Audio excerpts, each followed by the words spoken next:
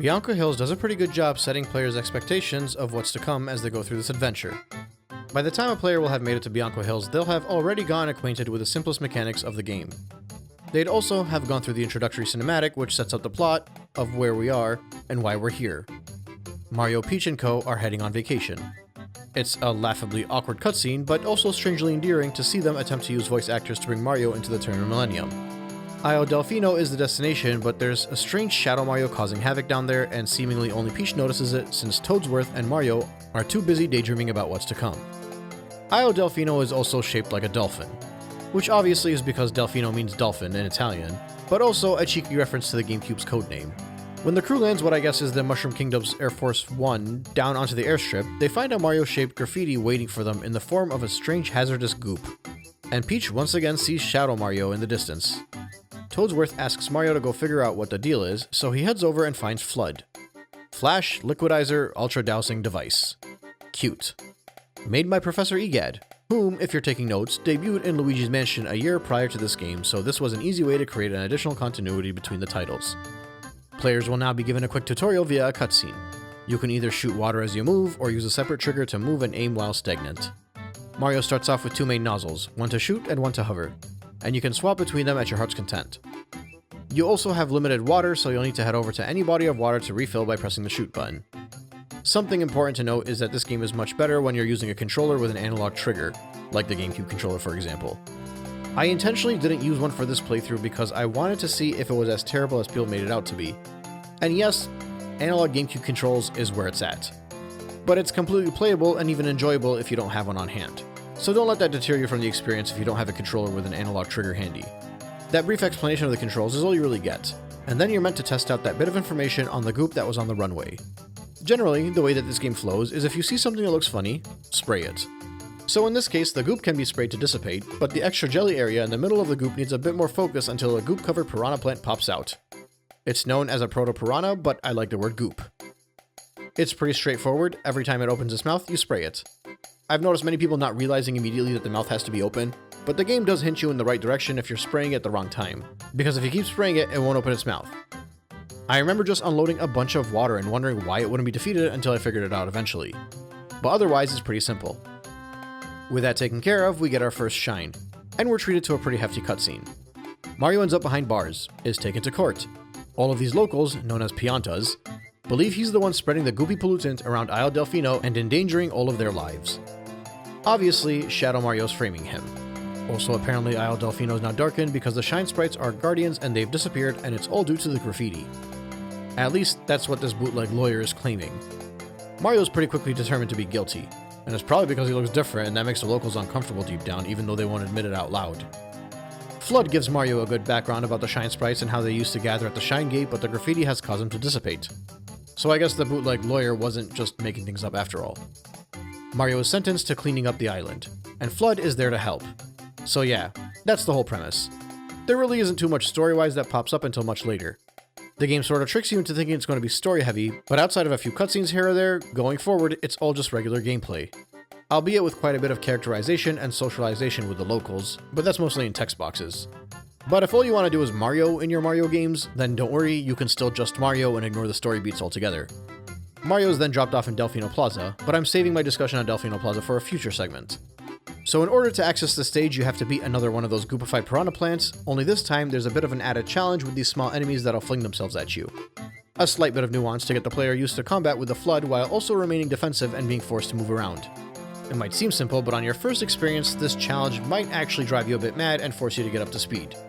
Either way, 3 sprays, Goopy Piranha Plant is defeated, a Pianta statue arises, Shadow Mario sits atop the statue, grabs Peach, and runs off. You're meant to spray him at this point. Again, this is actually pretty difficult to get used to doing the first time, what with figuring out the controls and getting used to the jumps.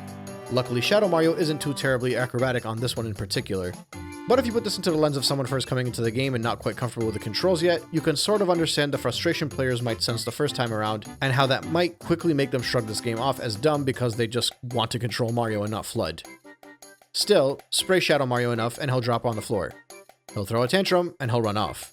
He'll paint a graffiti M on the statue, create a portal, and you'll now have access to Bianco Hills. which I'd say is a pretty good introductory stage in that it has quite a few game mechanics spread throughout that'll teach a player to metaphorically walk so that later on in the game, when those similar types of challenges arise in more difficult moments, they can metaphorically run. The first shine is the road to the big windmill, and really is meant to get a player to just run through a majority of the stage so they can get their eyes on everything. You get a quick glance of your objective and are free to start on your way. You also get to see a fun and relaxing countryside-style windmill village with a decent soundtrack. This is your level 1 grassland stage. It's just adapted to fit the Isle Delfino vibe rather than the Mushroom Kingdom. I like the starting path for Bianco Hills. It's a straight narrow path with sprinklers that end with a channel of water and a rope bridge. Since you'll be taking this path every time you start on Bianco Hills, players will realistically get better at learning to dive and slide, and then jumping out of a dive while either hovering over the channel or bouncing off the rope. It's a way to incentivize players to get good, so to speak, with the dynamic controls. Anyway, you'll notice that the shines spread throughout the game are meant to guide players towards a specific path. Like I mentioned in the previous segment, this game takes an extra step to separate the exploration aspect from the action-adventure. So now you, as a player, have full freedom to move towards your objective however you see fit. But you'll know which way you're going. Bianco Hills has basically two main areas after you pass through the initial starting path, a smaller one and a much larger one. The larger area houses the big windmills. That's our objective. Full disclosure, I actually skipped this objective and went straight to the second objective because I was curious to see if you were allowed to get shines out of order, since I never actually attempted it last time around. And it turns out, you can. I just used these bouncy ropes to climb up there since the path was broken down and it actually worked. And it probably made the game harder for myself than it needed to be. But I figured I'd get the experimentation out of the way early on. Although now that I'm saying this out loud, I remember seeing that there are players who complete the game with less than 50 shines, so of course players can skip shines. Still, a normal person will just make their way towards the bottom of the collapsed bridge, spray the goop, and get their third fight against a goopy piranha plant. The added challenge here is that it's now at the end of the surface, so you have less room to maneuver and work with, which will teach you to better focus your concentration on movement during the battle. And I'll admit it, by this point the same fight was starting to get quite a bit redundant. The only justification I can think of is after you defeat this one, and mind you, two more that are quickly going to be falling in succession, you'll notice how much better you are at accomplishing this task and beating the goopy piranha plants. Anyway, with its defeat, you get your first shine. And the second shine now sees you move past that area of the first shine and work your way up the windmill. The stage also makes alterations throughout to try to lead you towards different paths so that it doesn't feel like you're retracing your steps, even though you effectively are. After passing the location of the first shine, you'll have to do a bit of hovering around the windmill and make your way to the top where you will encounter Petey Piranha. This is actually a different fight despite the fact that you once again spray its open mouth. You need to fill it up with water so that it falls on its back, its belly button pops out, and you ground pound the belly button to damage it. 3 ground pounds and you earn your shine. Next up is a hillside secret shine.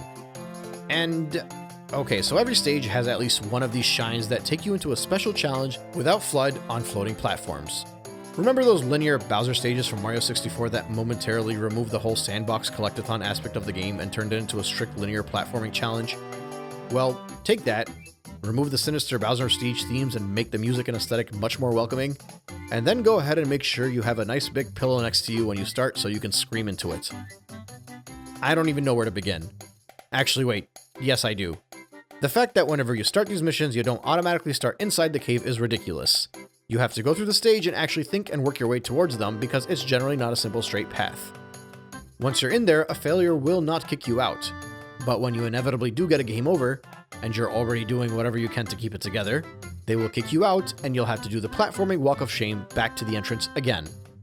In fairness, the devs did add 1-ups throughout, but you will most certainly still face at least a handful of game overs. When you're facing these challenges, Mario no longer has FLUDD. Now, as a 64 fanboy, I'd at least hope that you get a long jump and backflip, but no. So this is where you have to start utilizing the side flips and dives in quick thinking tight areas.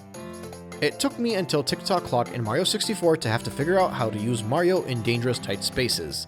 But Mario Sunshine shows up on the third shine in the first stage and forces you to learn how to do it. Once again, I need to reiterate, Mario in general is a game that is supposed to be easy to pick up and work your way forward. They're very much pick up and play games. This is less than an hour into the game, including cutscenes. And yeah, it's already starting to get evident why this game is so polarizing.